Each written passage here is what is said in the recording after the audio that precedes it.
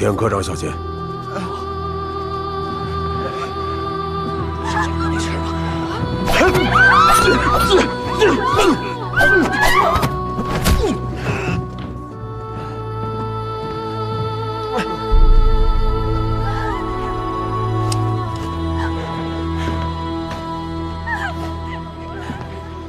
快走！急所外せよ。はい。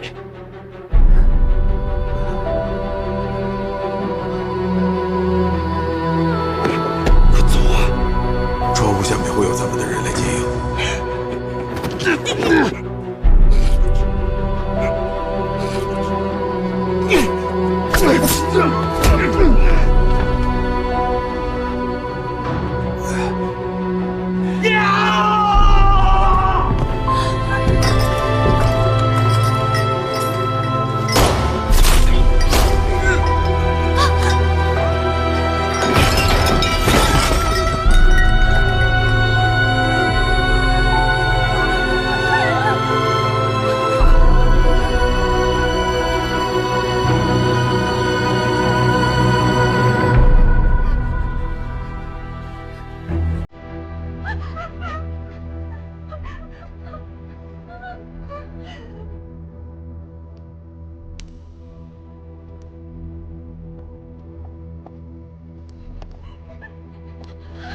发生了什么？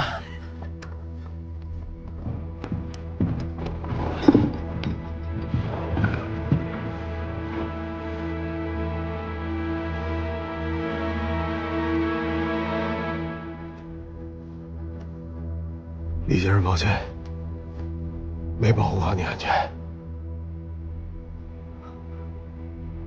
武田科长，你还愣着干嘛呢？叫救护车呀！ 課長、どうやら軍刀のようです。それと、こちらも見つかりました。武田科长，人证物证都在，这个服务员就是军统派来刺杀李先生的。李先生尽心尽力地为大日本帝国效力，武田科长还是不相信李先生吗？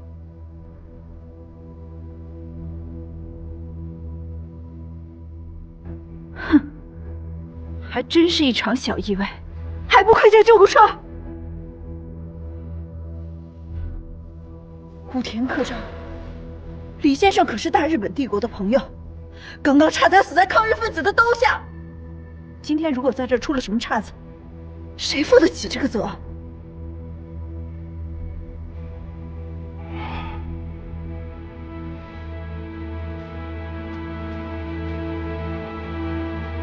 先生。 这里发生的事情，全我来负责。你们在这里等一下。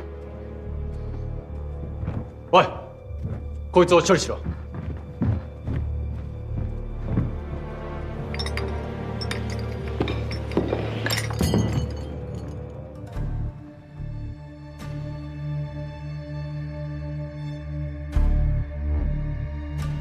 青田長官につないでくれ。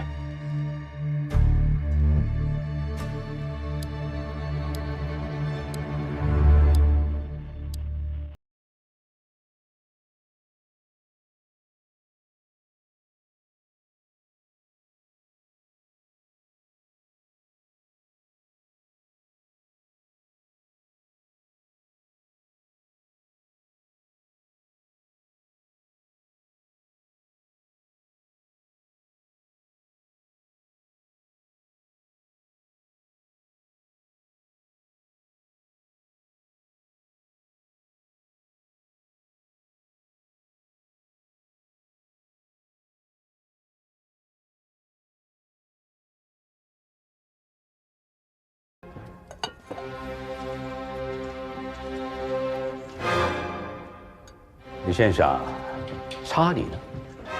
他去帮我办点事。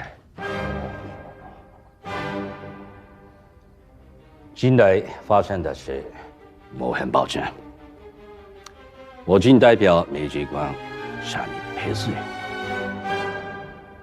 不知李先生爱吃什么，我去搜局帮你点了一点这家餐厅的小白菜，请你尝一尝。吴天桑果然有心了。不瞒你说，我这个人向来高傲，从来不会跟数学界以外的人打交道。就算是数学界的人，如果没有自己独到的剑术，我也根本不会放在眼里。可是唯独武田桑你不同，你是我回到中国以后第一位结识的真正的朋友，因为你不仅费尽心思为我联系到了日本御医医治我的眼睛，更重要的是，我从你的身上感受到了一种对数学家的尊重。ありがとうございます。おい、酒を持ってこい。はい。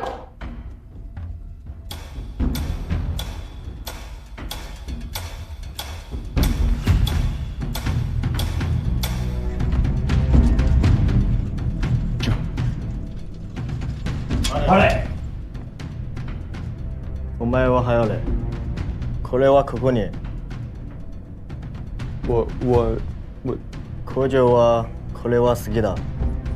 武田科长喜欢喝清酒。哦，大姐，李先生喜欢喝红酒。待て！不是你，滚一边去！傻小子！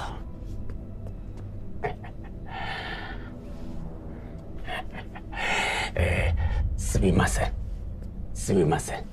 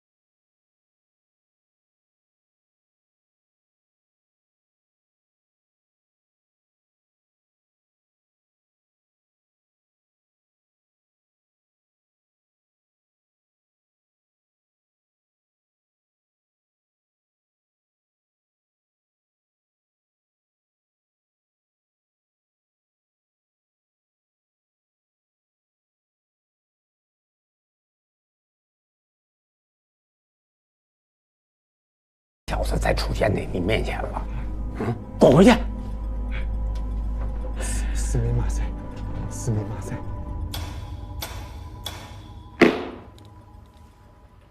李先生，美机关为你准备了一点礼物，小小心意，不讲敬意。吴天桑，中国人有句话：落地为兄弟，何必骨肉亲 ？Exactly 。吴天桑，现在你我就是兄弟 ，brother。兄弟之间不谈钱，只谈感情。来，今天的第一杯酒，敬我们之间的友情。好 ，Cheers， 乾杯！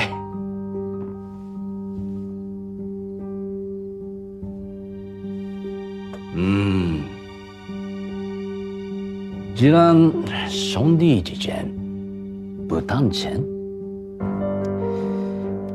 那我们谈谈女人如何？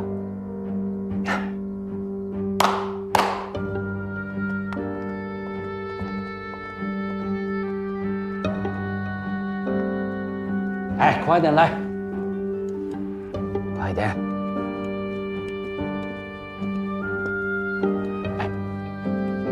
大家坐一下啊，先坐一下，坐一下。啊，你坐这边来。刚刚谢谢您替我解围了。我是不是在哪儿见过你？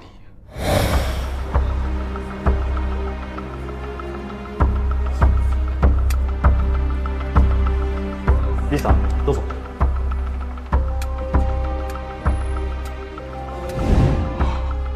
你是丁一的司机，李约瑟，你是李约瑟的司机。我是来帮丁一的。他没跟我说这次还有外人，看来这次活还真不小啊。这没时间细说，你可以相信我。你是不是要往里送东西？我在红酒标签的背面写了字，写字的墨水是特制的，只会显现3分钟。3分钟之后，就算是武天把标签给撕下来，也什么都发现不了。我把要送给丁一的照片误放在女洗手间的花盆底下了。李先生，我身边的2位美女是从日本来的我的朋友，还有你左手边的这位是上海正当红的女明星小春兰小姐。李约瑟先生是我的合作伙伴，不对，现在是我的 brother。是你？你下午还撞了我一下呢。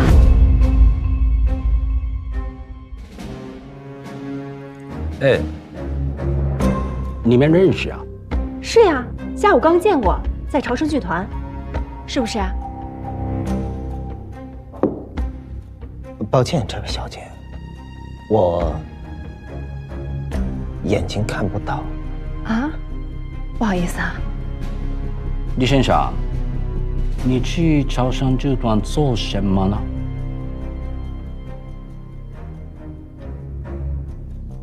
办了点私事。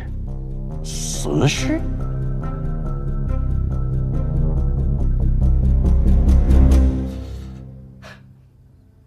想不到，李先生除了数学以外，还有别的感兴趣的？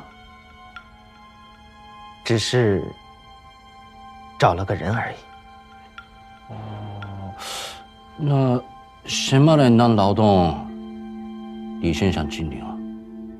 长生剧团能有什么呀？除了那个显碧云。哎，李先生，你该不会是去找显碧云的吧？连个瞎子也不放过，他倒是不挑食儿。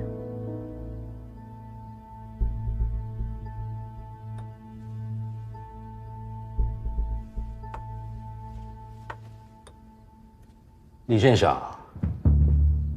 你认识沈小姐？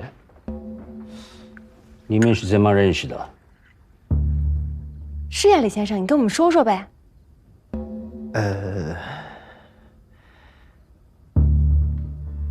秘密。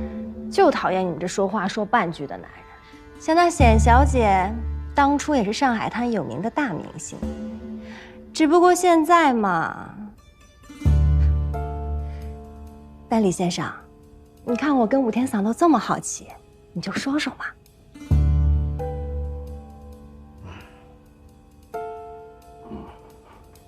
显小姐是一个大美女，才子佳人的故事，我可曾耳过听啊。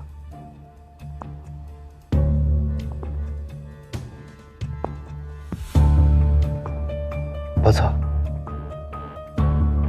一位能够驾驭夜巴黎香水的女人。当我遇到她的那一刻，平生第一次因为自己视力不佳而感到遗憾。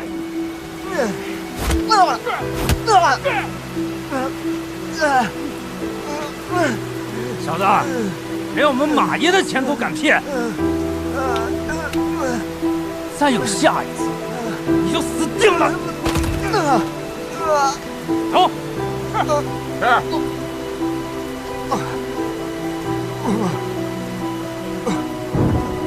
我与显小姐第一次见面，就是在朝生剧团的门口。那天晚上下着大雨，我一不小心就滑了一跤。哦，哎呀，没想到李先生跟沈小姐是这样的关系啊！惭愧。所以那天晚上你那么做梦去朝阳集团，也是真沈小姐的吧？哪一天？哦，我想起来了。那一天，我和武田桑分开以后，就直接去了威廉公馆，可能路上路过了朝阳剧团而已。不对，武田桑，你是怎么知道的呢？难不成你在跟踪我？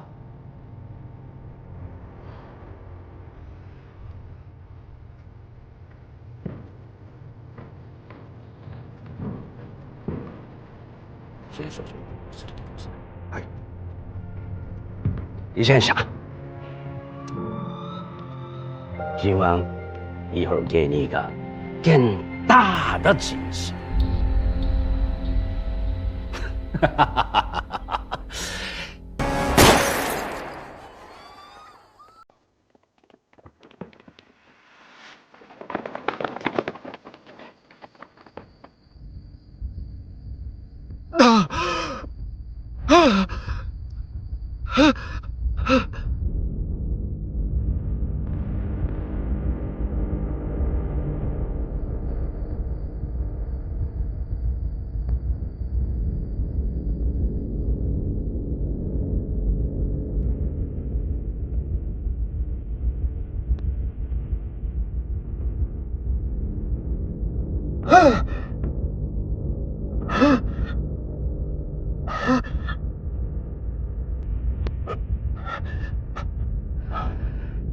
李先生，别害怕了。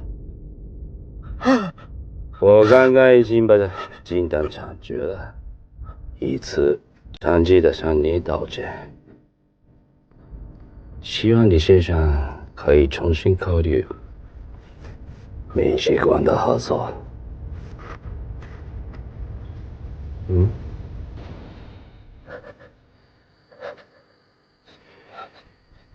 我杀他是因为他能力不足，在这么多客人面前给大日本帝国丢脸了，不别再以日本军人的身份活着了。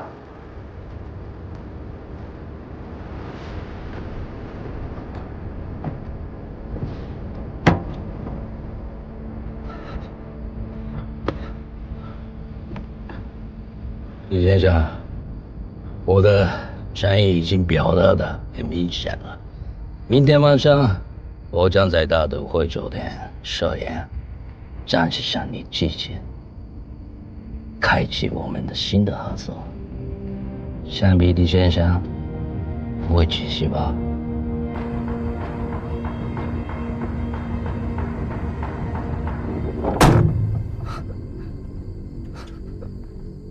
喂，行くぞ！はい。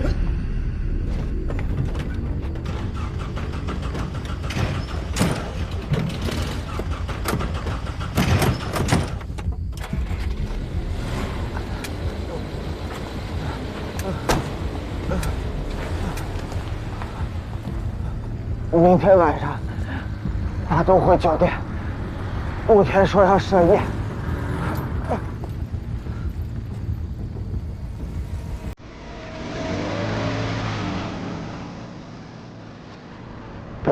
先上车。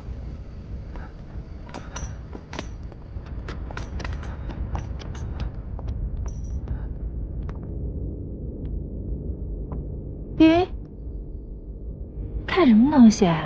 这么出神。珊儿，胆子小，不要笑我啊！哎，你刚不是说有个消息我带给王主席吗？是什么了？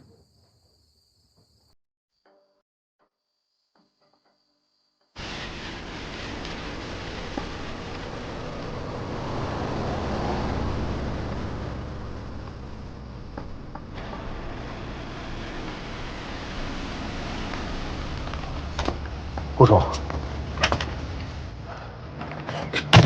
来，慢点。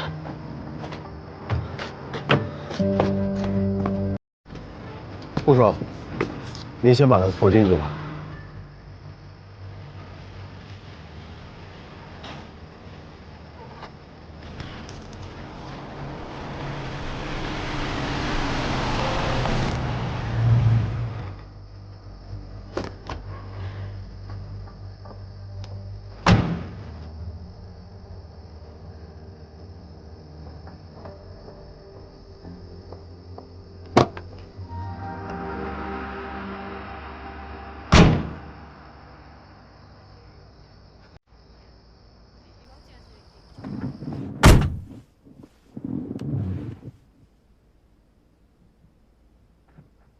谢小姐有什么事情吗？第一次任务就差点被武田枪毙，这就是你们的计划？谢小姐应该很清楚，今天的事情是个意外。那丁一今天能活着才更是个巧合。谢谢谢小姐的帮忙，但是咱们也有言在先。出了你超生剧团的大门，那么剩下的就是我和丁一之间的事情。所以，你就拿他的命去赌。如果这就是你们的工作计划，还不如让他回老家。那么在谢小姐的工作里，从来就没有赌过吗？谢小姐，我只能向你保证一件事：如果再有枪口对着他的时候，我还是会挡在他的前面。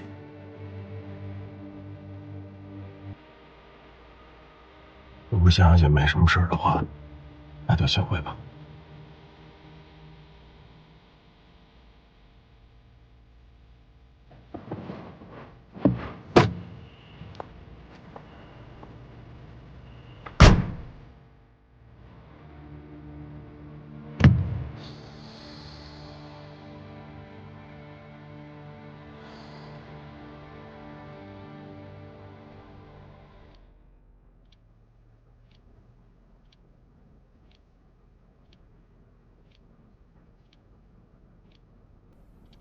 这么说，这个丁一真的是醉着过去的？对，不省人事。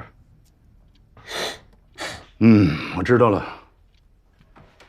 明天大都会饭店的行动取消，我是不会同意的。我也不赞成。这个丁一，即便天赋再高，始终没有受过系统性的数学训练，时间一长，肯定会露出破绽。更何况，他骨子里就是一个小混混。完全没有半分情报人员应该具有的素质。今天的事实已经证明了，我们这次行动就是一场彻头彻尾的笑话。我想我刚刚已经向两位解释得很清楚了。今天的行动，丁一完成得很成功，不仅没有暴露自己的身份，还间接地让武田杀了一名日军的破译。少爷，你是接受过专业的情报训练的，难道你不知道？情报系统工作原则之一是不能依赖于巧合和运气吗？但是我也要告诉你，今天这件事情再一次证明了他具备一名特工该有的临场应变能力。永山，这个行动开启之前，你答应我什么呢？他说我答应您说，利用武田对李约瑟的信任，然后告诉他这密码泄露了，并把它换掉。这明天就是最关键的一步了呀！我说的不是这句，啊。我说的是，即使是计划失败了，也不过就是死了一个剧团跑龙套的而已，对咱们来说就没有任何损失。可是你现在呢？现在也不会有任何损失，计划不会失败，人也不会死。而且他不知道您的身份，不知道我的身份，也不知道据点到底在哪儿。即使他被拷问，他能供出什么来呢？可是我告诉你，你现在是以助理的身份在跟他一起行动。他今天醉成这样，他万一有个闪失呢？他把你自己也给搭进去了，到时候我怎么向你父亲交代？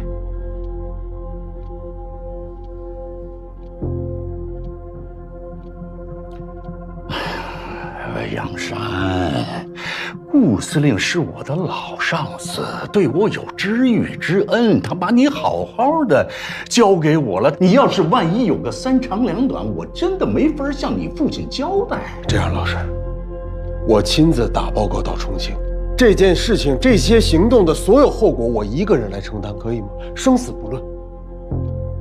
如果您要还是不相信的话，等到天亮，我亲自向我父亲说明情况，可以吗？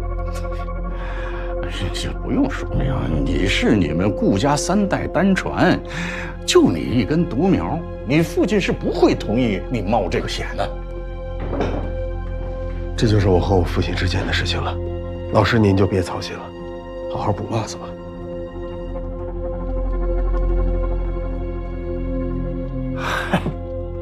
哎呀，年轻人，你是不知道啊，干大事是不拘小节的。哼。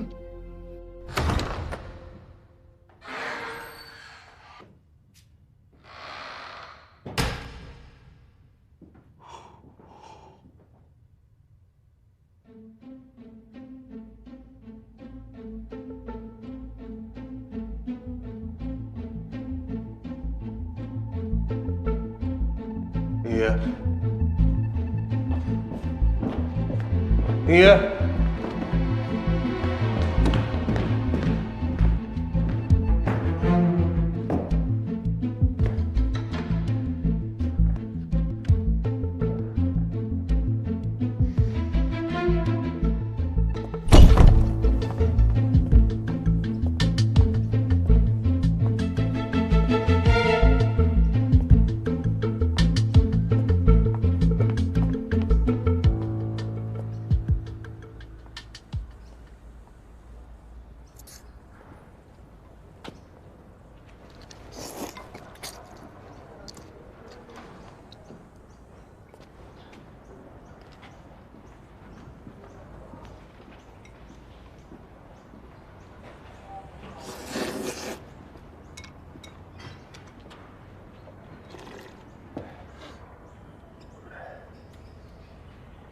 咋的？还怕我跑了？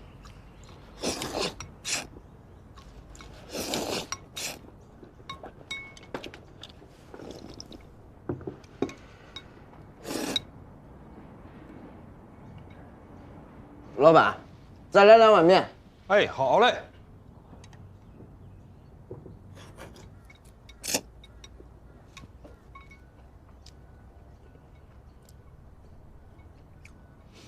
我这辈子都没像昨天晚上那么害怕过，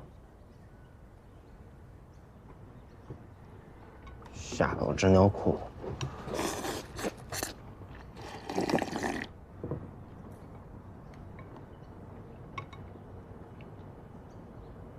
你知道我昨天晚上最后悔的是啥吗？我真应该把你端给我那碗阳春面给吃了，就算死，我也得做个饱死鬼。天底下再大的事儿，都没吃饭就干。面来喽。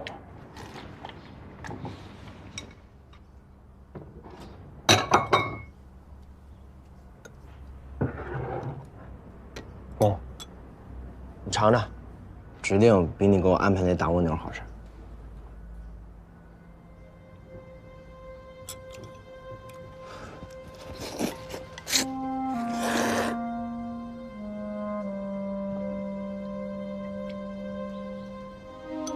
我咋发现，一遇上你就没好事儿？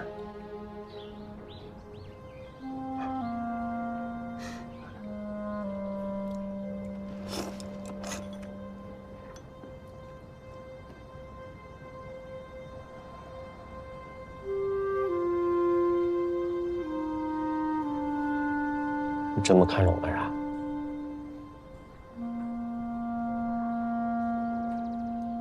我又不是为了你。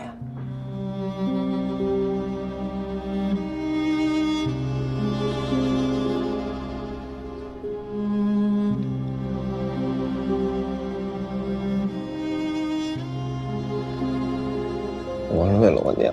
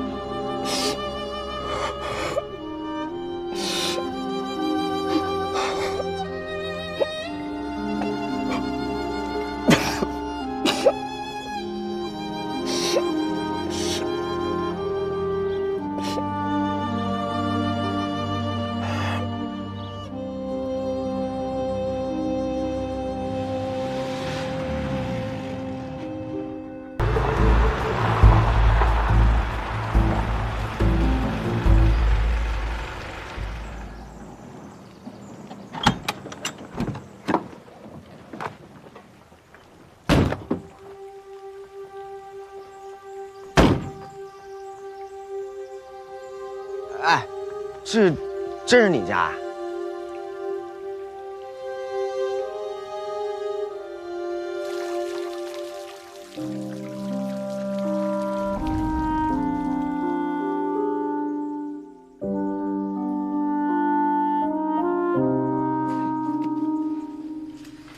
来，帮我扶一下。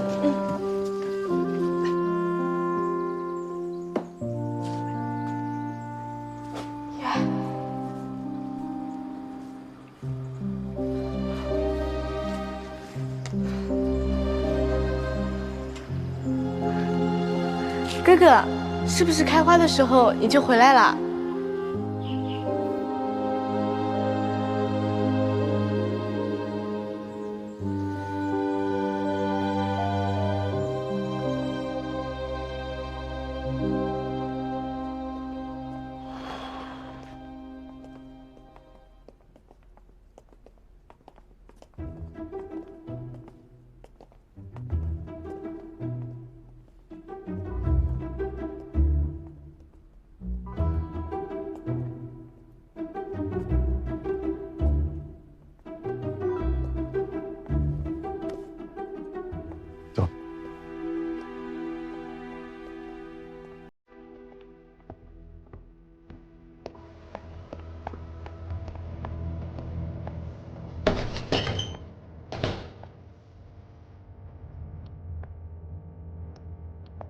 曹社长，时间不早了，要出发了吧？时间还早着呢，着什么急？泰州离这路程挺远的，开车最快的话也得大半天呢。曹站长您，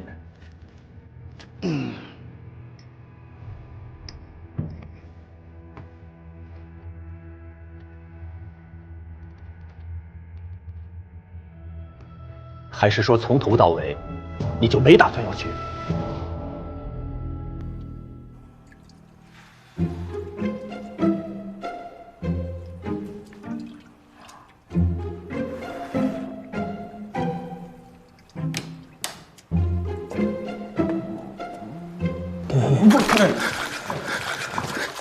你干啥玩意儿？你进来你不敲个门，你这吓我一大跳！你该起来了，少爷在下边等着呢。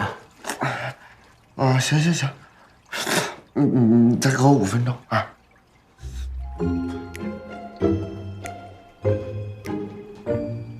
没规矩，偷看人家洗澡。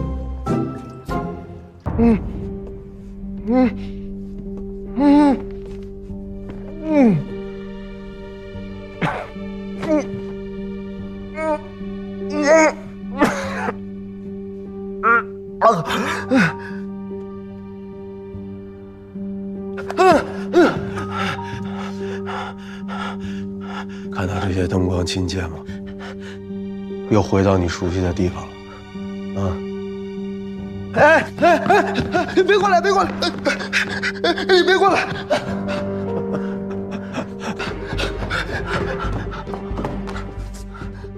撤吧你！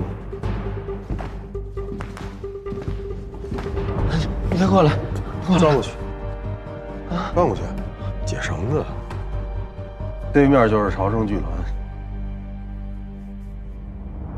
那啥也看不见啊！想必你也知道我的用意了。我再给你最后一次讨价还价的机会，说吧，想要多少钱？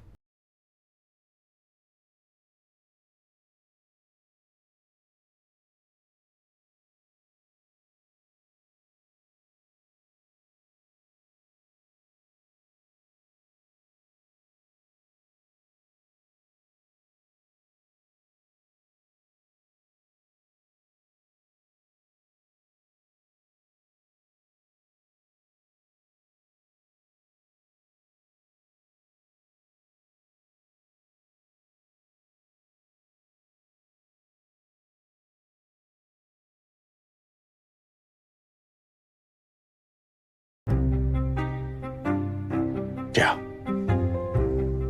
我再给你加一位。10根。之前让你负责对英情报工作，你做得很出色。威廉董事就要卸任了，可以说，你的工作已经圆满完成。我答应过你，这里的工作一结束，我就会送你去延安。这套密码既然这么重要，那我留下，策应定一。这样，目前的突发情况，我要先向组织汇报，有点耐心，等我消息。我实在不放心军统做事，苏北军民和丁一都应该活下去。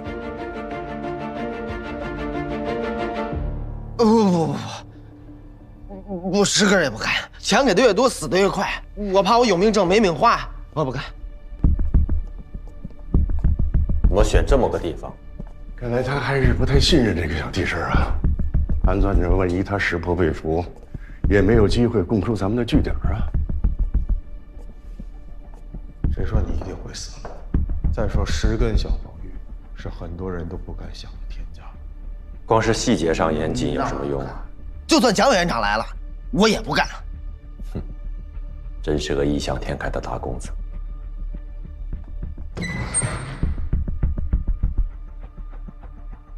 杨开，看样子他还没被你说服呢。老师，您怎么来了？就他呀，难堪大任吧？老师，上级吧。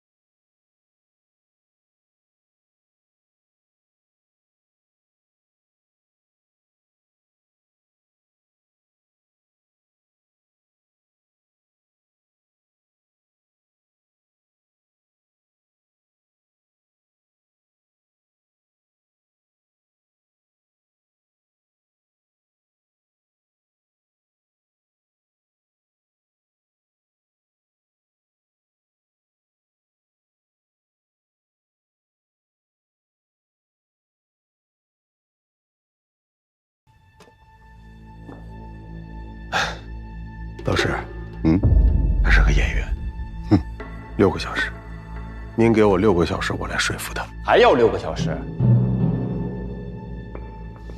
苏北战场分秒必争，你还想要多少条人命来给你填？给你16个小时，你都破不出来。既然破不出来的话，为什么不让我试试？如果从大街上找来一个小混混就能完成任务的话，那党国花大价钱来培养我们这一群情报专员，就纯属浪费。那现在呢？破出来了吗？有办法吗？好，如果他能完成任务，我罗汉任你驱使，鞍前马后，绝无怨言。行，这是你说的，我记住了。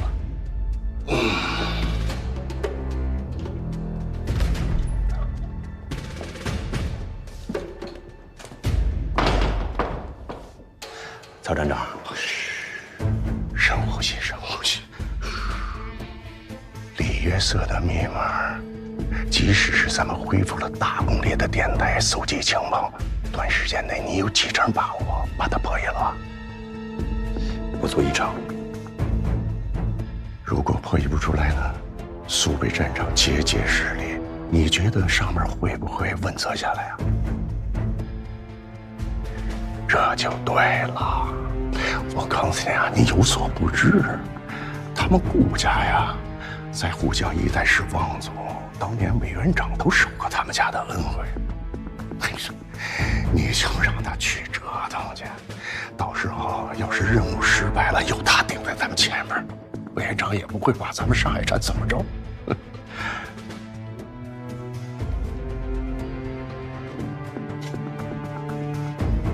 你就是这样当站长？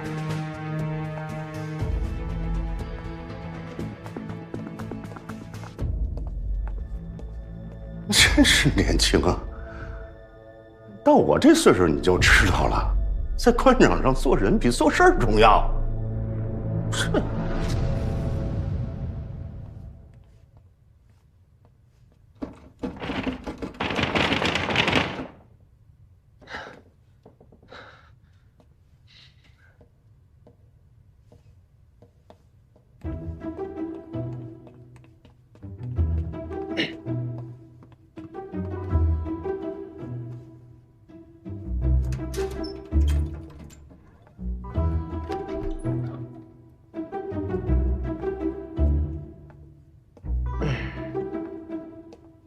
顾先生，不好意思，今天这台演出到此结束了。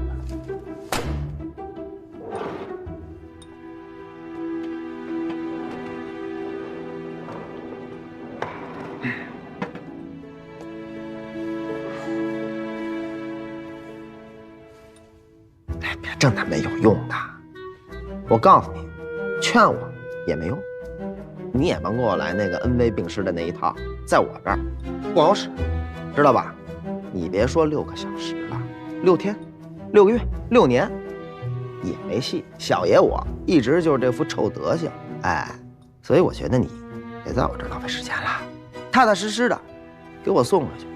观众们还等着我上台呢。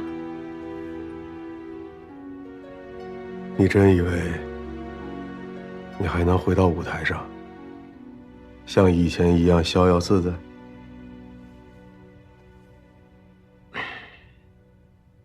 听说你是东北人，9·18事变之后来的上海。对呀，咋了？我娘9死1生，才带我一块逃出来的。所以说，我要是在你这儿丢了性命，我得多对不起他老人家。9·18事变之后，你能从东北逃到上海。但是现在东北、华北已经沦陷，华中一带陷入苦战，上海已陷入泥潭，租界已经成为孤岛了。可能用不了几天，日本人就打进这租界来。到时候你往哪儿逃啊？哎，你打住！你别跟我聊这些。你真以为我们小老百姓大字不识几个就啥都不懂啊？9·18我们为啥跑？还不是因为东北军那些官员放弃抵抗了。哦，拿我们老百姓去堵枪眼。我告诉你，要不是因为命大，我们根本活不到现在。哎，现在不也一样吗？日本人来了，枪一响，蒋委员长呢？人去哪儿了？跑了，没影儿了，躲到重庆去了。咋的？还想让我们小老百姓去给他打枪眼啊？我告诉你，我算是看明白了，这官越大，跑得越快。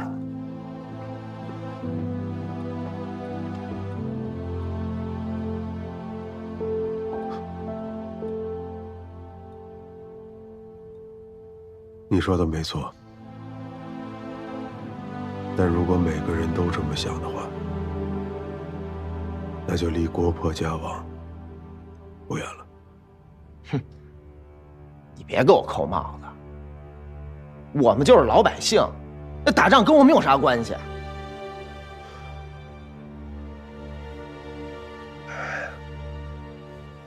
当年八国联军入侵北京，18000人的联军，不费吹灰之力，攻下了有10数万守军的北京城。除了当局者不作为软弱无能之外，还因为有人给他们引了路，打开了城门。日本人现在入侵南京，杀我同胞30万人，已经打到家门口了。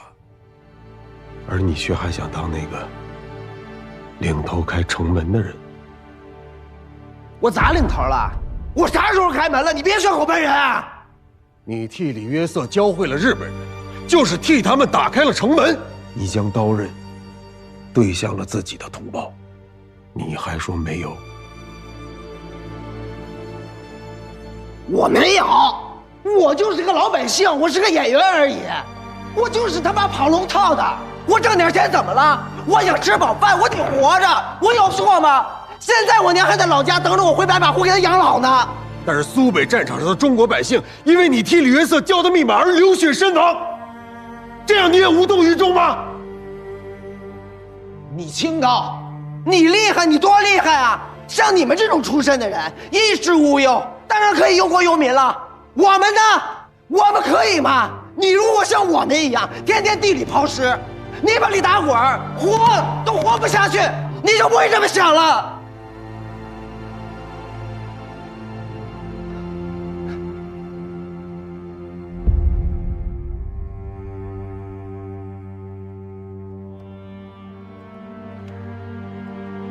丁一，你说的没错，我就是你口中衣食无忧、锦衣玉食的人。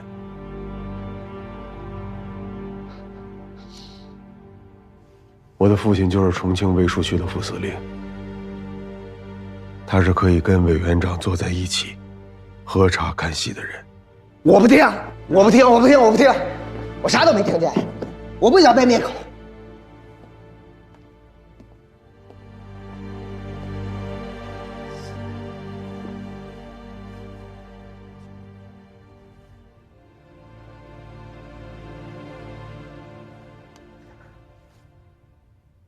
我想和你说的是，我们的确没办法选择自己的出身，但是我们可以决定我们要做什么样的事情。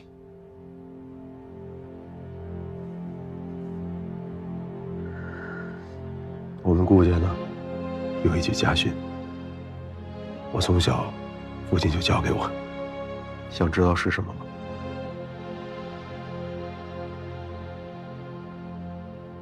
精忠报国。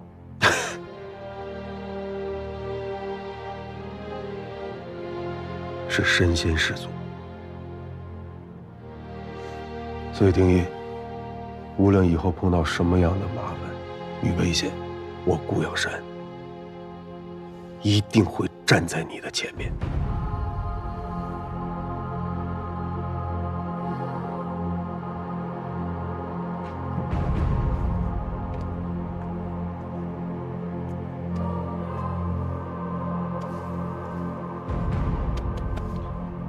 先看看吧，回头再做决定。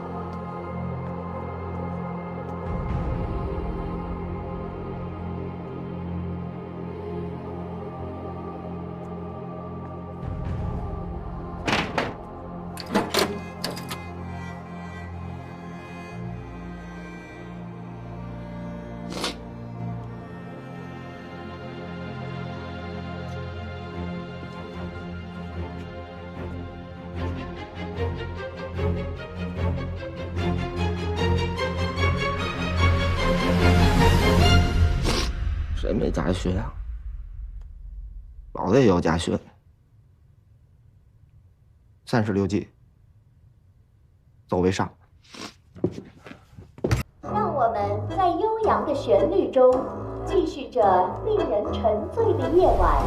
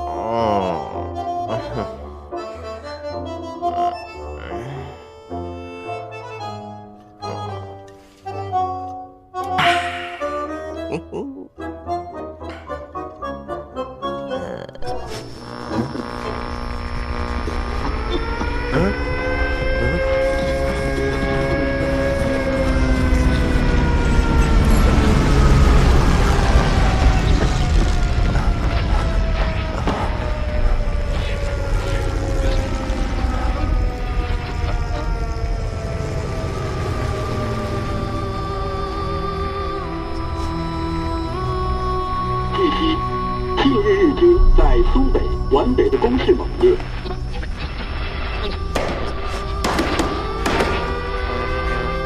三路大军即将包围白马湖，白马湖乡民正在动员武装反抗。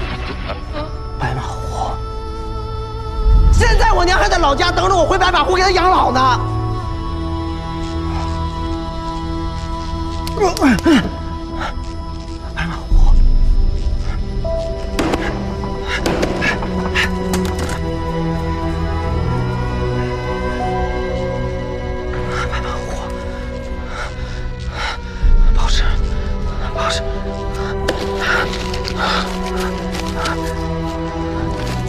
重庆大轰炸，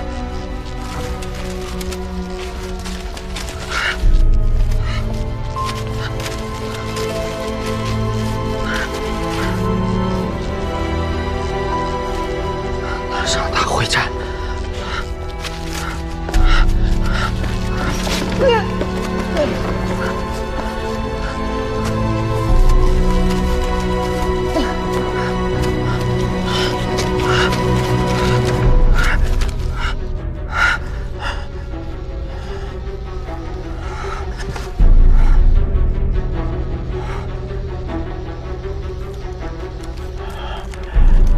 我们就是老百姓，那打仗跟我们有啥关系？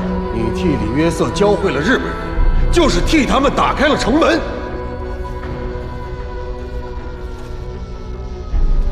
白马湖高起，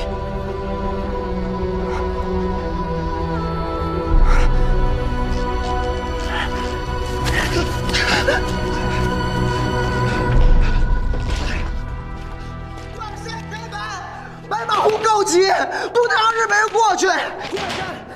关阳山，关阳山，我求你了，你开门，我要回白马湖，求你了，关阳山，开门。怎么了？关阳山，你告诉我，白马湖现在啥情况？现在怎么样？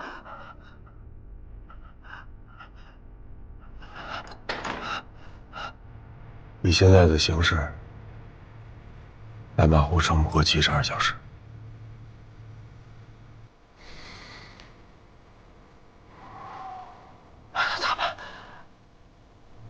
对了，你爹不是啥司令吗？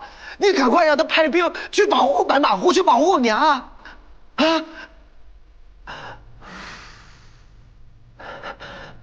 算了，我就知道你靠不住，我自己回去救我娘。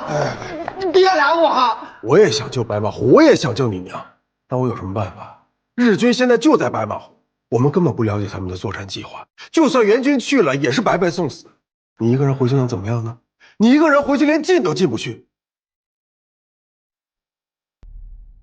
那咋办？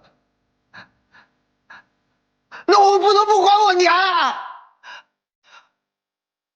所以现在最重要的就是换掉敌人的战训密码，这样才有可能了解到敌人的作战计划，才能够扭转局面，你才能够救你娘。但是很遗憾，我们就只有3天时间，就3天。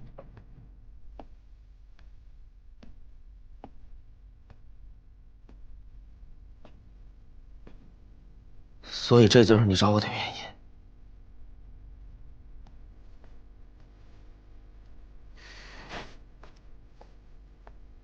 少爷，一天没吃东西了，这是你最爱吃的阳春面。您接手做的。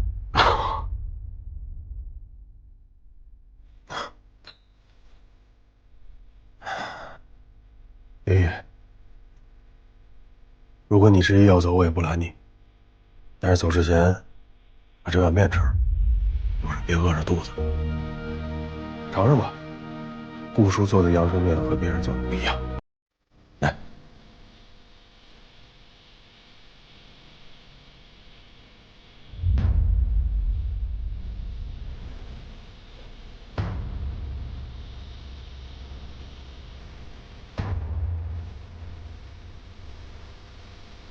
我李约瑟从来不吃这种东西。李约瑟善意，武田也是围棋高手。我代替李约瑟第一次去见武田之前，李约瑟曾经教了我快1个月的围棋，加上我之前常和人赌棋的底子，才堪堪和武田下个平手。白80，天元。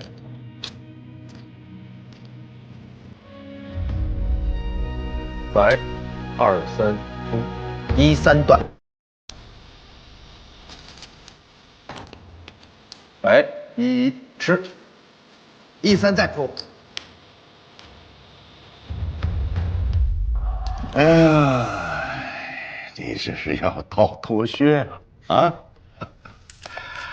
其实吧，要真的是武田的话，在我刚刚开始布局的时候，他就能看出来。杨山，你找了一个好帮手啊！行了，你们继续，我还有个会，先走了。你们聊着。老师慢走。哎，摩斯马，又称摩尔斯电码。打扰一下啊，就这些李约瑟之前都教给过我，要不咱直接上点难度呗？啊，好，那咱们直奔主题。讲讲传递的方式。组织上认为，破译李约瑟密码对抗战大局有利，所以同意你从旁策应，协助丁一行动，保护他的安全。但是，切记不能暴露。明白。假如说我要将这条指令传给百里之外的部队。我们加密的方式依旧是用传统的密码本，那么加密员就要对照着密码本，将这一条指令中的每一个汉字加密成4个为一组的阿拉伯数字，然后发报员会用摩斯码通过无线电将这条加密后的指令传递给百里之外的收报员，收报员会在纸上记录，然后收报员会将记录的这8组加密后的数字交给译电员。译电员再对照密码本，将这串加密后的数字进行解密，翻译成汉字，最终把指令交到他们的指挥官手上。那照你这么说，直接把那密码本给偷过来不就？我也想把敌方的密码本给偷过来呀，可是你不知道，这个密码本是比生命还重要的情报，所以不是说我们想得到就能得到的。但是加密方式是相同的，所以在没有密码本的情况下，我们通过比对密文还有现有的情报，找出规律，进而破译。所以，只要搜集到供比照的样本足够多，就有希望进行破译。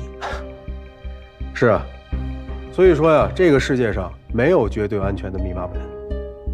除非对应消息的那组数字，它不固定。哎，看来你比我想象中的聪明得多呀。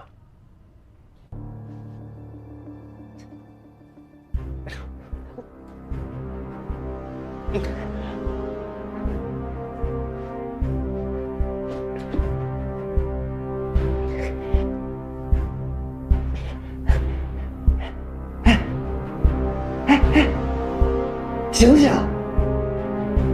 我要让你永远破不住我这套密码。那我们就在地狱见面。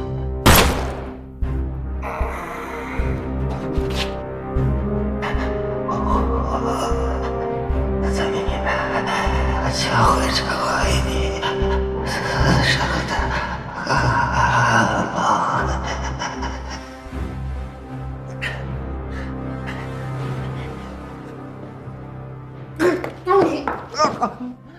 哎呀妈呀！这杀猪型的，吓死我了你！太好了，太好了，醒了就好。你快起来，你告诉我解药在哪儿？我现在这手腕脚腕全都是麻的，我这毒都到2头了，你快把解药给我。这谁给我包扎的？哦，显小姐让他们给你包扎的。我们剧团就剩那么一只黄鹌了，都给你用了。你说我们对你多好？咱们这样一报还一报，你赶快把解药给我，没时间了啊！帮我谢谢他。不是你别扯淡了，你快把解药给我吧啊！我是骗你的，那不是针，那是袖扣，毒骗你。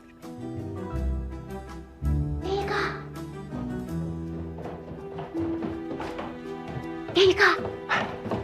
妹子，咋样？显小姐咋说？你可闯大祸了！哎，你干啥？显小姐绑你也敢接？就绑着，踏实。对。哎，姑娘，刚刚是你把我打晕的吧？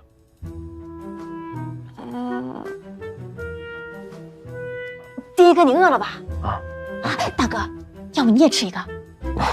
先不吃，现在几点了？半夜了。你们这儿有电话吗？有啊，怎么了？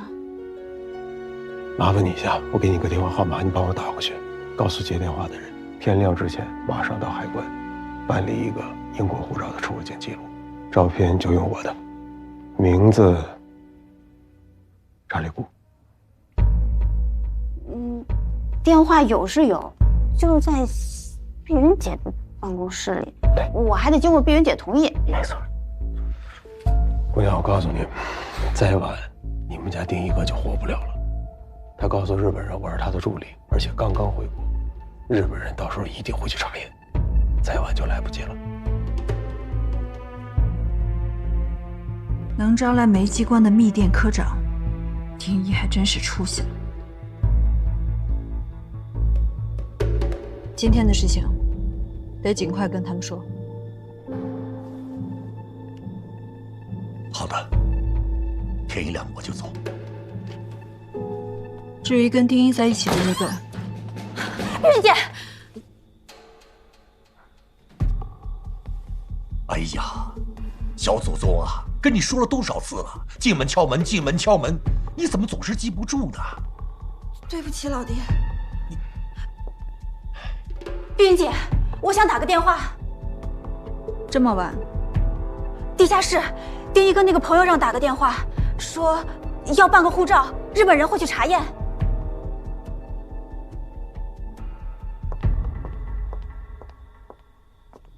他想打去哪？他没说，只说要是晚了就来不及了。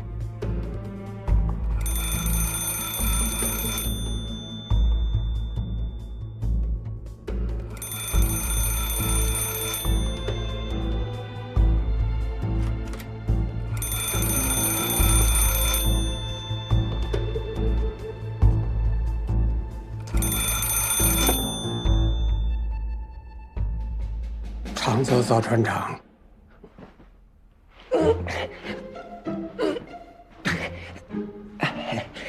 我是想帮你的，不好意思啊，弄翻了。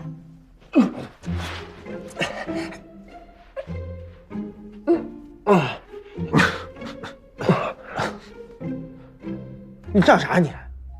我饿一天了，我还不都是因为你？我算是发现了，你就是老天爷派来砸我饭碗的你。我乐是因为你演技好，你看你现在这样，和在日本人面前，完全是判若两人，演得真不错。这话我爱听，本来就是，我是专业演员啊。哎，那你对你自己的演技这么自信？那当然了，这么跟你说吧，整个上海大家都管我叫戈登路卓别林。啊，我丁一有3宝：识人、善销、记性好。你随随便便给我找一剧本来，我过目不忘，倒背如流；随随便便给我请过一个人来，分分钟给你模仿的10有8九。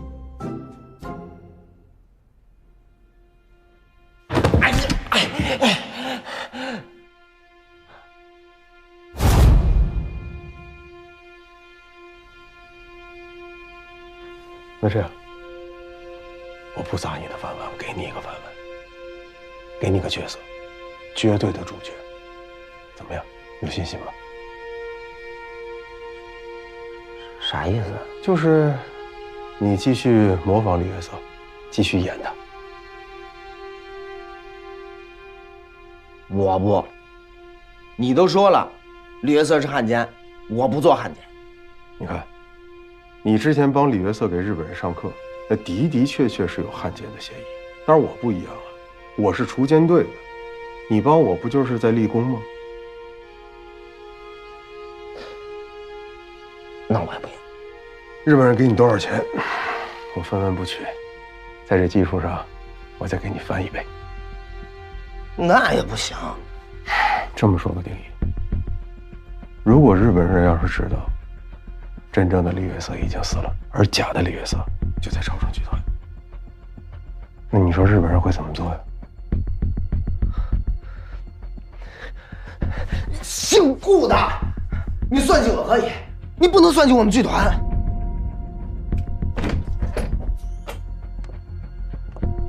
他是我们剧团的人，没人能强迫他。小姐，如果日本人要是知道他们找的人死在了你的地盘，那你觉得他们会怎么做啊？那我现在就把你扔进黄浦江，没人知道这里发生了什么。小姐不会的。为什么不会？善良。我不管你是谁，想在我的地盘上欺负我的人，也要先问问我同不同意。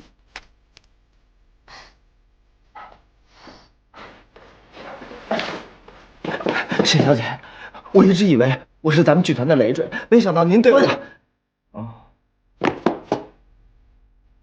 不行，沈小姐，这个人现在太危险了，我得留下来保护你。把你接私活的来龙去脉跟吴叔详细的交代清楚，还有接私活的收入通通上缴，然后我再考虑要不要放过你。出去。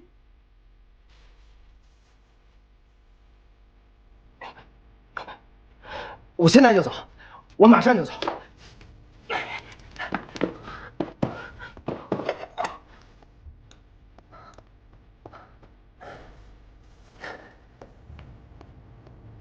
沈小姐，谢谢你。以后我丁一这条命就是你的，你想咋使就咋使。小宗子，你知不知道，你给显小姐带来多少麻烦？你，啊？就因为你，剧团20多条命差点全都死了。你真的以为那些日本人是商团的啊？他们是日本煤机关的特务。那个武田，他是煤机关密码科的科长，你知道吧？煤机关是啥？是日本人设立在上海的特务机构。你知道你为他们做事意味着什么吗？我没有，我也是被骗了。我本来就是以为去做个替身，给他们上数学课而已。我真的啥都不知道。再加上最近剧团也没有啥我的角色，我就想着闲着也是闲着，去挣点零花钱。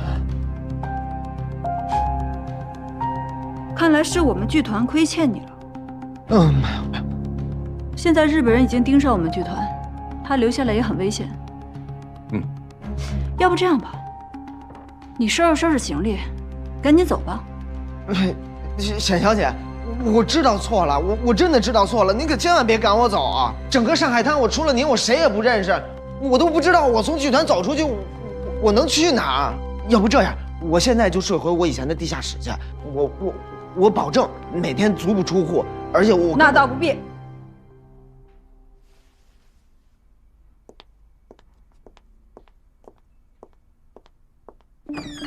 龙儿，哎，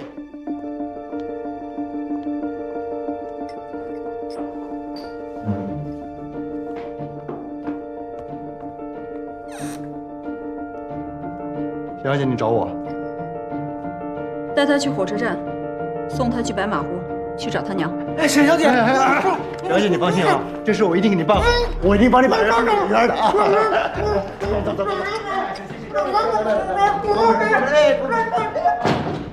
小聪子，挺可怜的呀，他真是舍不得这个剧团呀。哎，碧云啊，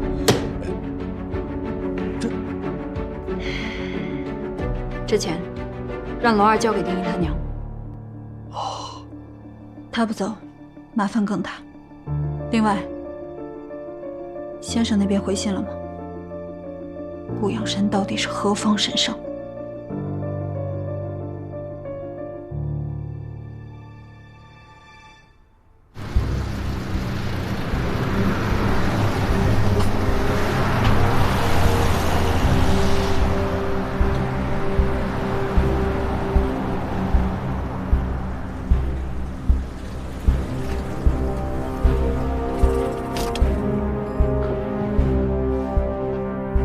少爷，重庆的特派员已经到了。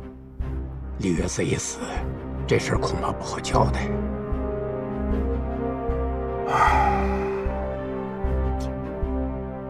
李约瑟密码破不了，我怎么跟苏北战场上的军民交代？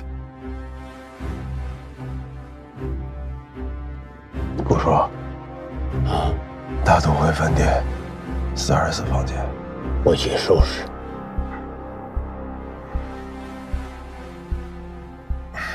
你慢点啊。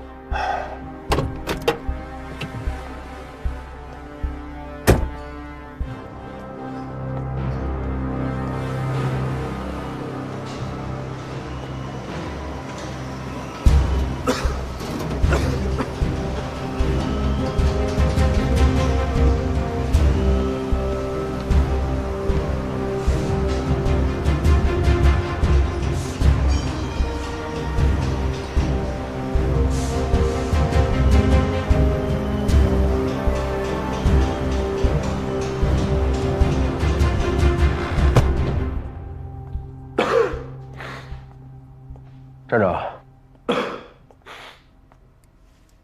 哎呀，你来了，叫什么站长？代理站长啊！我给你介绍一下，这是从重庆来的特派专员。你看看，又咳嗽又淅沥鼻涕的，不该选在这儿。过敏了吧？你用点这个，这神清气爽。这里环境恶劣，撤离通道受阻。是谁把情报站选到这里的？是我。哦，哎呀，选在这儿呢也是有好处的。如果粉尘达到一定浓度的时候，只需要一根火柴，就可以彻底的销毁这里的所有情报。是。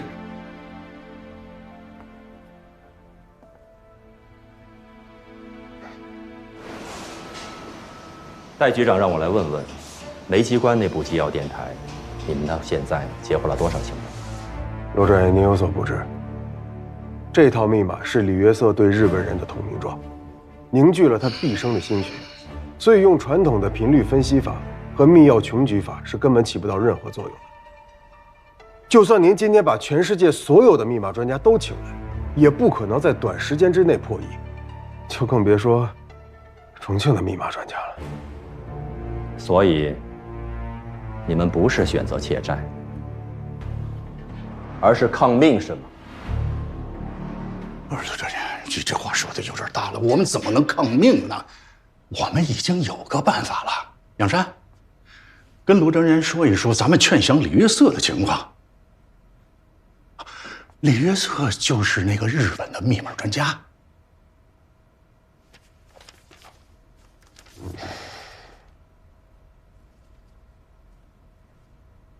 李约瑟拒不合作，转移的时候死了。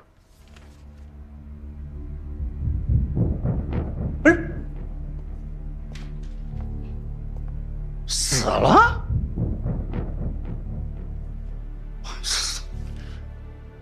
哎呀，杨山，我跟你说过多少次了，不让你一个人逞英雄，不让你一个人逞英雄。你看看现在这，是我要逞英雄吗？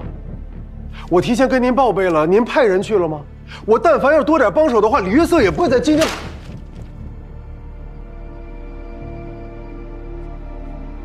蒋委员长多次教导我们，亲爱京城，亲爱京城，你们就是这么亲爱京城，和中共记得吗？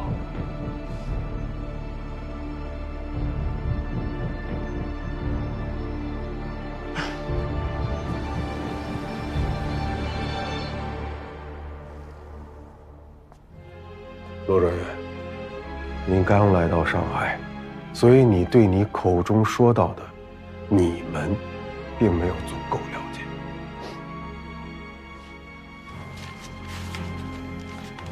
虽然暂时没有办法破译得了敌人的密码，但是我有办法让他们换一套密码，让日本人亲自的去换掉全世界最先进的密码系统。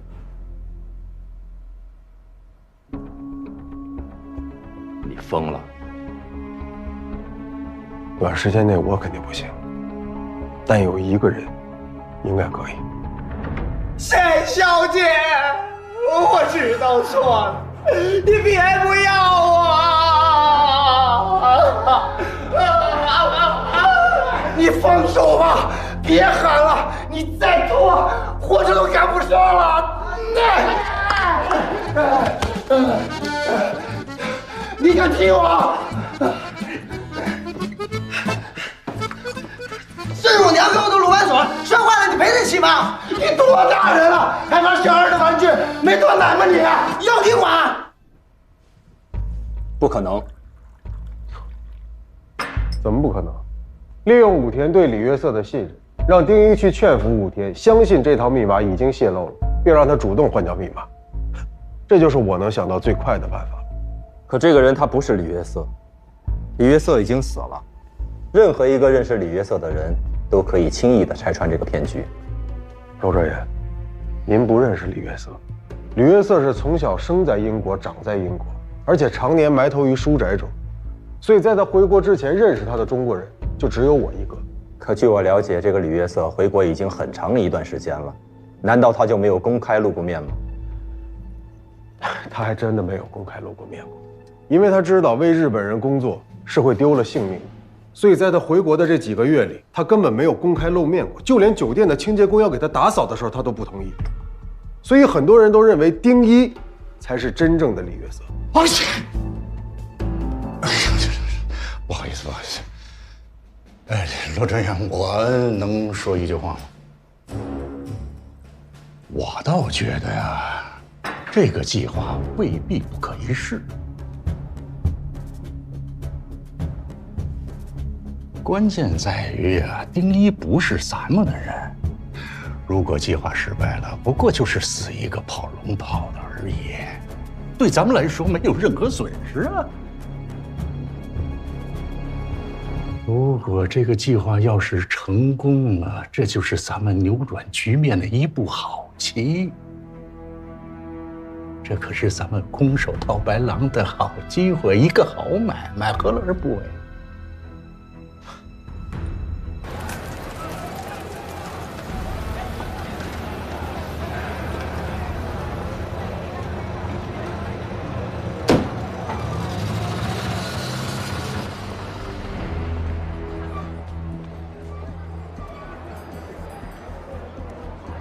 右手，哪边这边？哎，对，上一点儿。这显碧云真这么厉害？他16岁出道，从丫鬟演起，演唱上海滩数得上号的角儿，却在这个时候他急流勇退，他息影后才组建这个朝圣剧团，至今还有人在猜呢，是为什么？那他背后是不是有什么势力啊？早年他电影背后所有的出资人我都查了一遍，背景不同，无规的可循，而这剧团则是靠营收付足，那更清白干净。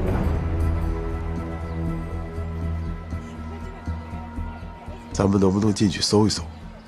少爷，这里是公共租界，显碧云跟公共局上下都熟，每场演出都有不少洋人捧场。这也是武田不敢随便破坏他演出的原因。完美。行，硬的不行，咱们就来软的。她一个女人，20多口子人等着吃饭，没有把柄，总有难处吧。会长保佑我们超生剧团演出场场爆满，场场爆满，场场爆满。简小姐，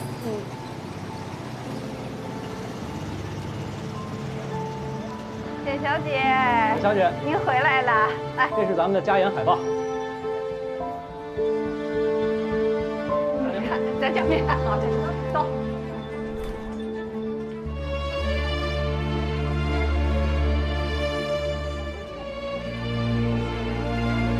我有办法了，帮我找点人。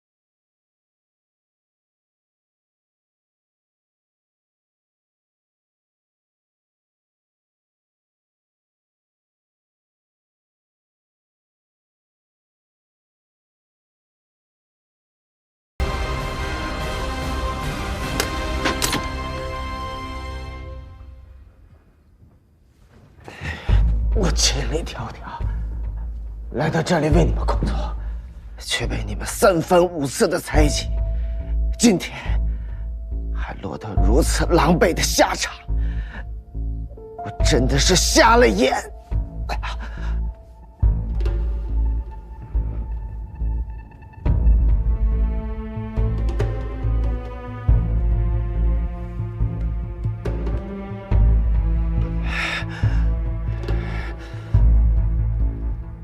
李先生说的对，我们做的事不对的，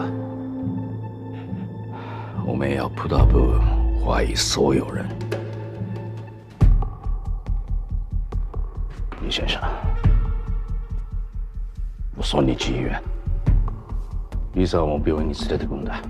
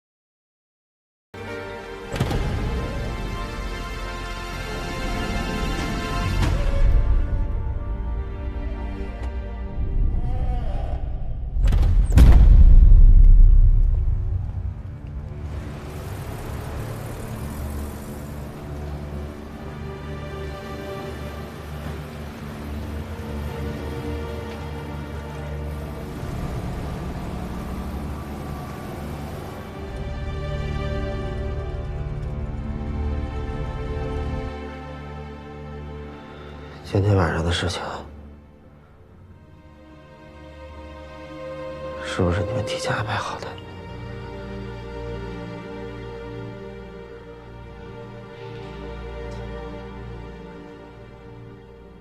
你为什么不提前告诉我？我们怕武天不相信你的话，所以安排了刺杀。不严正一点的话，武天不会相信你。我们这么做，都是为了你好。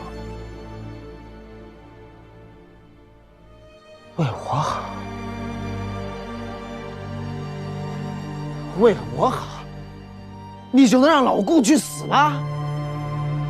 顾养生，你既然那么不相信我，为什么当初还要让我干这件事呢？现在好了，就是因为你对我的不信任，所以才害死了老顾。顾养生，你他妈的还是人吗你？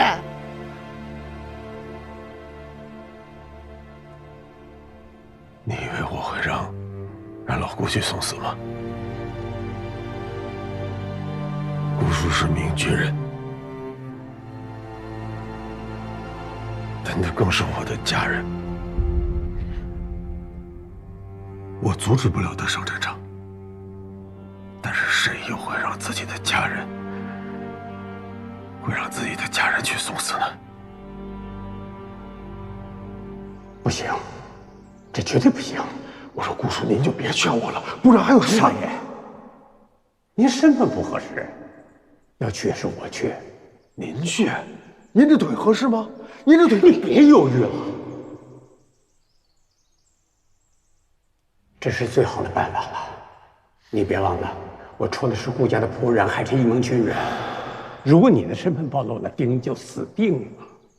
他更需要你。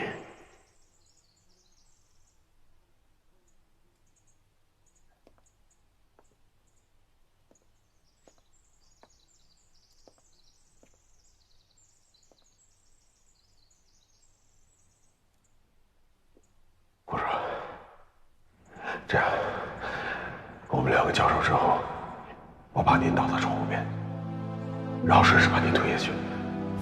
窗户下面会有咱们的人来接应你。等咱们的人接应到你之后，把你送到码头，你马上坐船离开。事情平息之后，我再来找你。啊。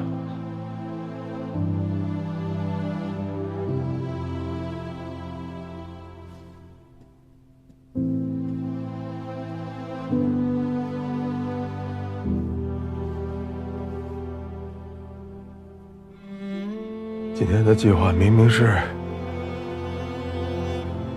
顾叔刺杀完之后会从2楼跳下去，底下接应他的人会把他送去码头，马上离开。这我们都商量好了，可是他为什么没这么做？他明明答应我的，明明答应我的。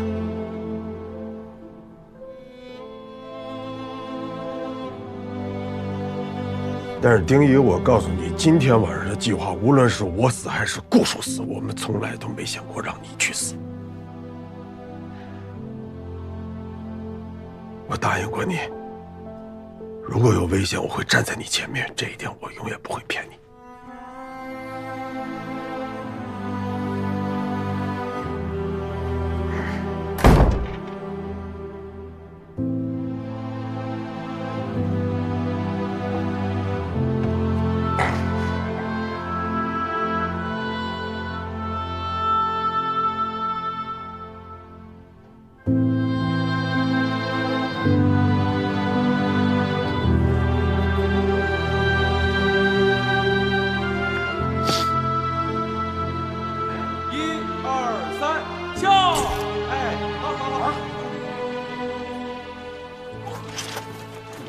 慢点儿。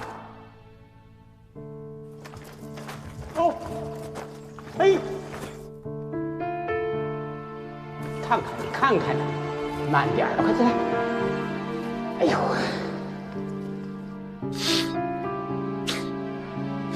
老顾，是我们的同志吗？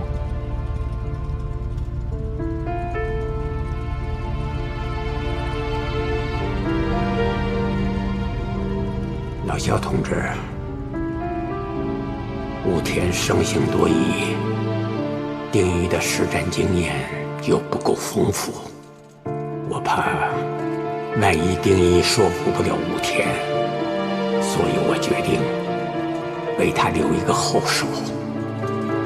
我需要在宴会上刺杀李约瑟，从而让日本人相信李约瑟的忠诚。只有这样，他们才不会怀疑丁仪的话。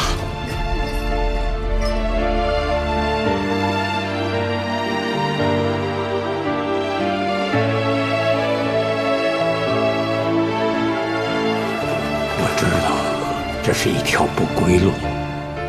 可绿色的密码一日不出，数千里的国土就要沦丧。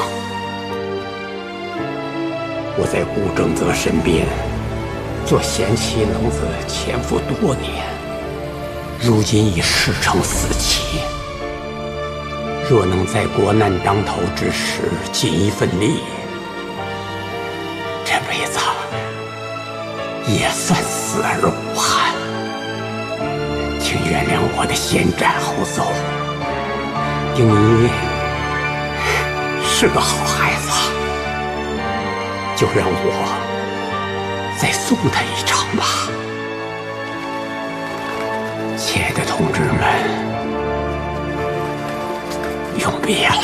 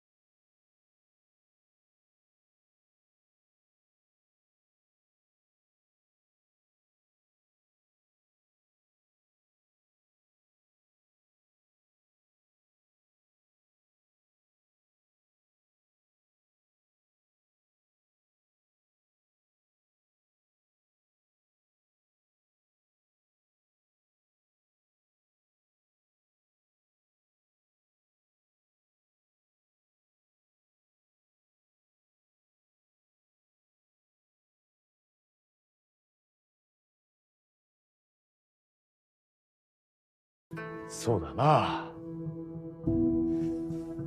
情報を専門に扱う部隊が大量の金を費やして暗号を開発した。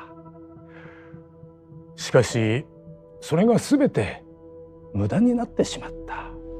大変に申し訳ございません。自分が無能でした。死をもって罪の償いをします。武田君、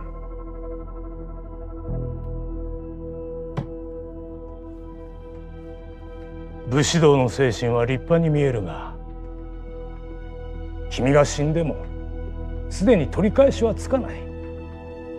死ぬのは簡単だ。今君がやるべきことは生きて罪を償うことなんじゃないか。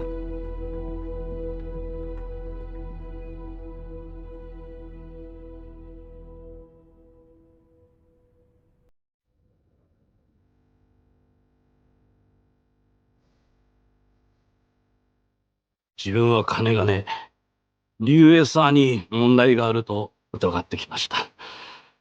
しかし彼は、東園寺公爵の養子だと言い張ってます。しかも彼は、西園寺公爵が幼い時の彼を抱いている写真も持ってます。彼のこのような高い身分には、我々は簡単に尋問するようなことはできません。彼の父親はかつて東園寺公爵の数学の教師だった。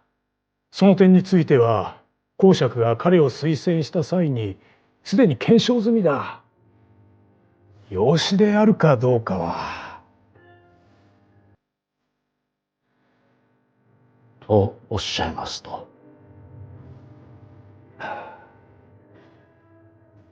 君の身分では手が出せないというなら他の人間にやらせては。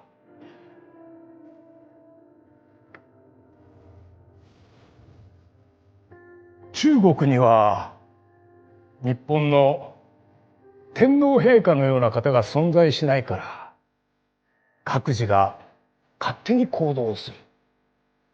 一人一人が自分の秘密を抱えそれぞれ違う考え方を持っている。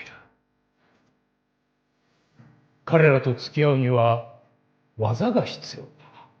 意をもって意を制す。中国の友人たちをうまく利用することだ。中国人に中国人を調べさせるということですか。中国のことわざにも走向官府道とある。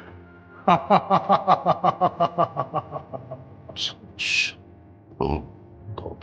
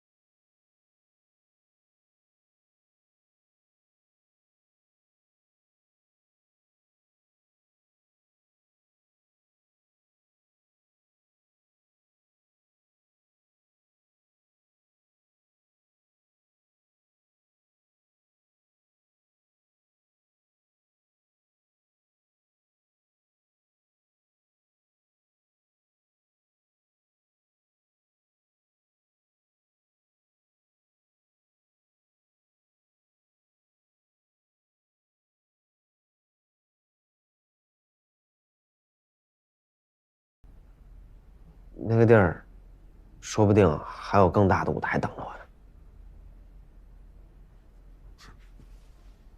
来，这是你的护照，拿好。钱呢，都放在箱子里面了，应该够你潇洒一段时间了。也祝你在新的舞台能演到自己心仪的角色。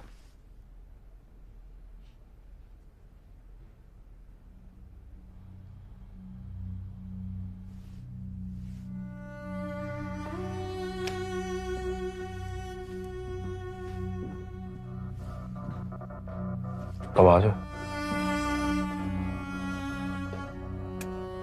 朝城集团跟大家告个别。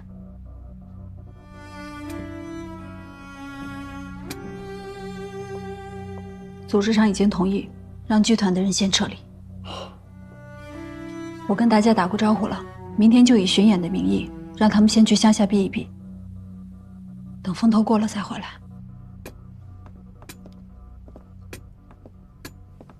你干嘛去？啊，朝圣剧团，跟谢小姐道个谢。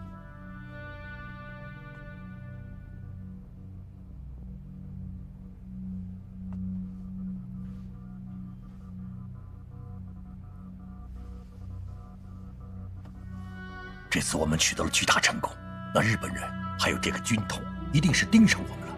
趁麻烦还没找上他们之前，今天晚上我们演出完我们就撤。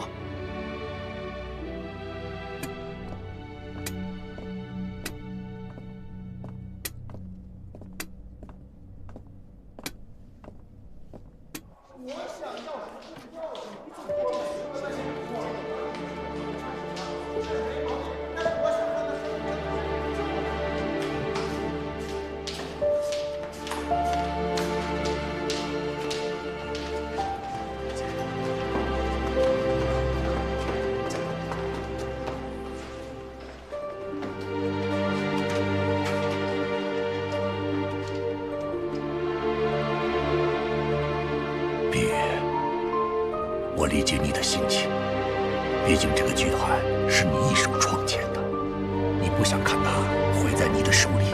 可是，自从我们答应帮助丁一开始起，你就应该有这个心理准备啊。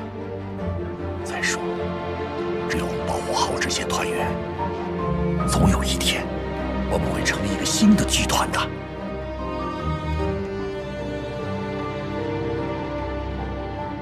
洋人们都在撤离。租界也越来越危险。昆山附近有我们的根据地，应该能保证大家的安全。你去接上丁一，让他跟剧团的人一起撤离。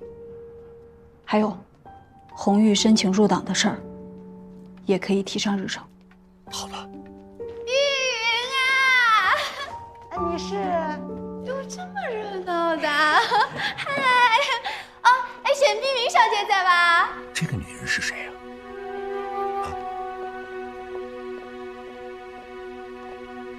夜莺。夜莺？哦，我知道了，就是军统苏州站梁锦元的太太。課長は大佐はなんと。この間、軍統数長の梁志元の妻の夜莺が我々に寝返った時に。我々の情報がすでに漏れてると言ってたよな。その情報源について彼女から何か聞き出したか？李约瑟の言い分と同じくイギリス人から聞いたとのことです。威廉董事卸任的舞会上，我借他把李约瑟密码被泄露的消息透露给了日本人。我听说李约瑟给日本人设计的那套密码已经泄露给英国人了，真的。所以我想着，如果你能及时把这个消息告诉汪主席，说不定你们家老梁就回来了。这个主意好呀！很多年前我救过梁九元的命。但是他并不知道我的真实身份。现在看架势，他很有可能会被安排进特工总部，没准搭上夜莺，是个获取情报的好机会。シェンビユもイギリス人たちと仲が良かったはずだ。あの日の夜、リュウエサーがチャオシャンジー島に行ってから何もかもがおかしくなり始めた。もっと早くに彼を調べればよかった。しかし我々が彼女を取り調べるのを李约瑟は許可するでしょうか？新聞ファンの連中にチャオシャンジュ島を調べさせればいい。シェンビユ本人も含めてだ。待てよ。リャンジユンは確か我々新政府の役職に就きたがってたはずだ。もし彼がこの件を明らかにすることができれば満足する地位を与えるとイエイに伝えておけ。はい。简阳姐，客人到了。玉云，小安呢？好，梁太太来都来了，还带这么多礼物啊？应该的呀。呀，那么大个女明星，还自己打算盘啊？算不完的账，这么一大家子人，算盘不打明白了，你养啊？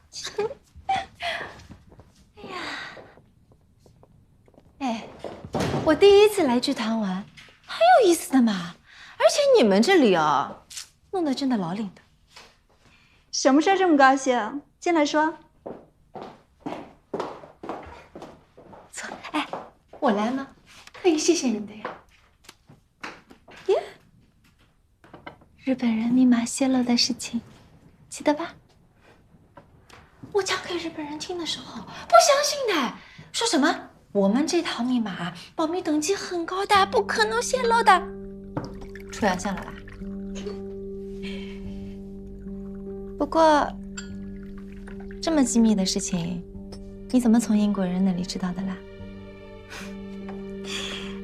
瞧你这话问的，就好像咱们两家都是卖药的，你非要问我们家的祖传秘方，合适吗？老梁也是这么说的呀。哎，但我们很规矩的啊。日本人问起来，就说是从英国人那里传来的，一个字都没提你啊。哦，今天来还有一件事情呀。你看我离开上海这么久了，现在上海流行些什么，我都不知道嘞。今天有空啊，陪我兜兜马路去啊。今天可不行了，你看我那一大桌子的账，算都算不完。我也是打算盘的呀，不差这一天的了。好了，下次陪你好好逛。下次不行的呀，老梁要回上海嘞。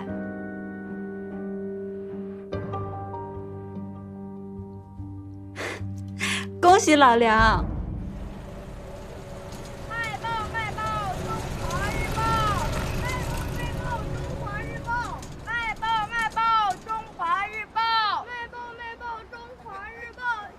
春風ファンへ連絡しろ。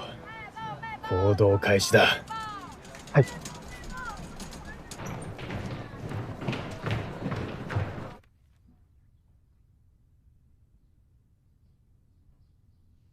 朝生剧团，对，是有这么个地方。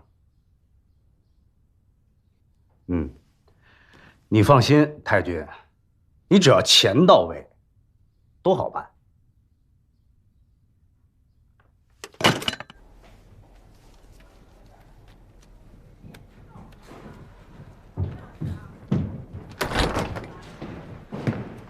紧急集合！是。出团任务，准备出发。是。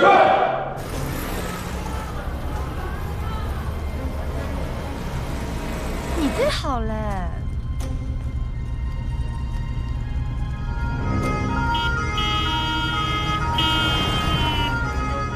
这帮人有毛病呢，马路他们家开的，真是的，开这么快。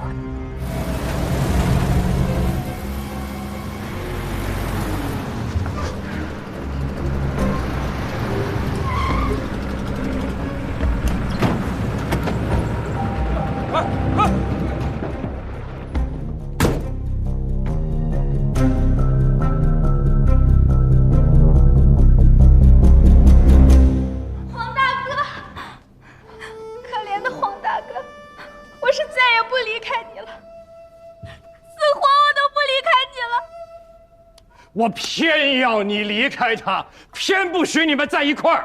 你这个不孝的东西！不是啊！把手放开，放开！生了，滚进去！爹！哎 ，stop！ 别动！怎么回事？干什么的？导演又改戏了？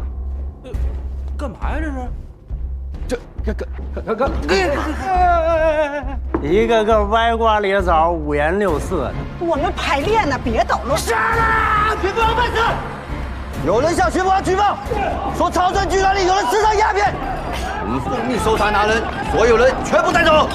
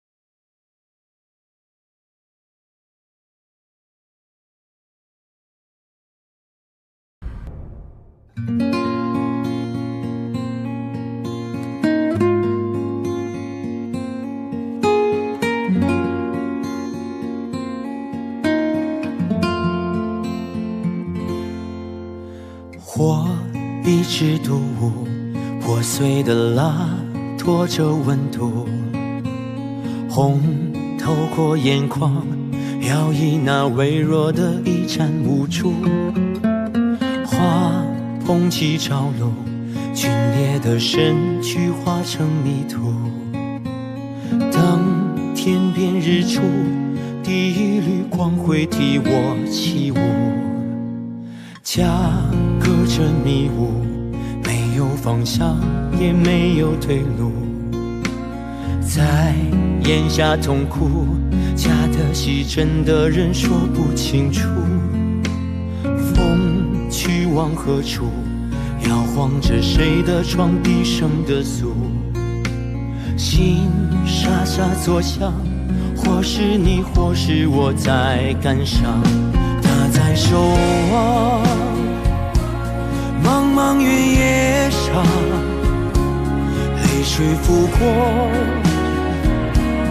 已皲裂的伤。他在守望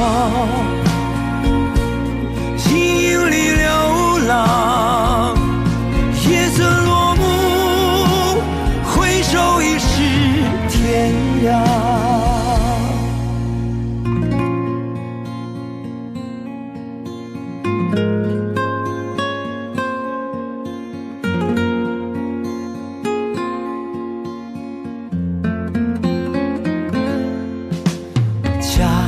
隔着迷雾，没有方向，也没有退路。在眼下痛苦，假的戏真的人说不清楚。风去往何处，摇晃着谁的床，低声的诉。心沙沙作响，或是你，或是我在感伤。他在守望